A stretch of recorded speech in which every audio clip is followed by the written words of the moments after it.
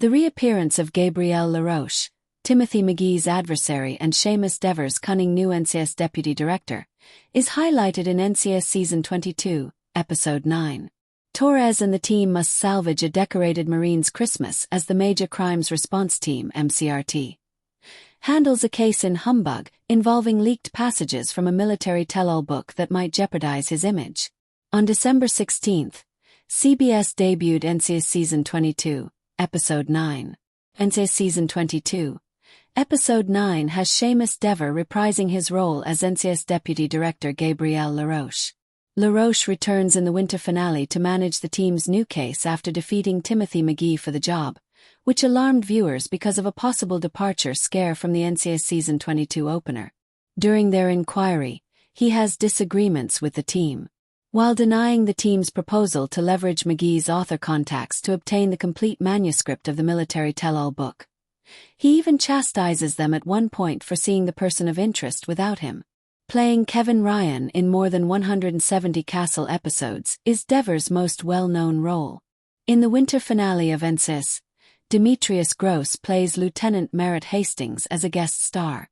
The veteran's bill features Hastings as its face, but his reputation is in jeopardy following a book that exposes his incompetence during a 2010 Taliban incursion in Afghanistan that killed 3 of his Marines.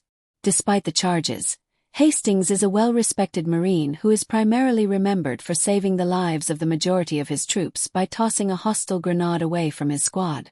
NCIS Season 22, Episode 5 In the Cold, in which the crew defends a Cold War veteran from danger, is similar to the most recent episode.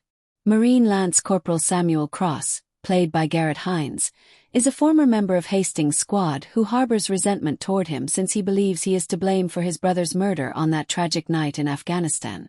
Samuel created the military tell-all book, which exposes Hastings' carelessness during the operation, as a means of exacting retribution.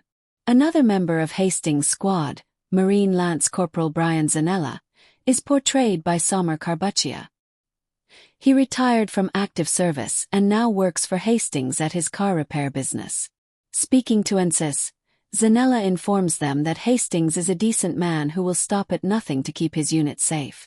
Samuel Cross's publisher, Martin Gates, meets with McGee, who is working incognito as his literary identity, Tom E. Gem City, and Knight to discuss a deal involving the complete manuscript of the military tell-all book and Gem City's next novel.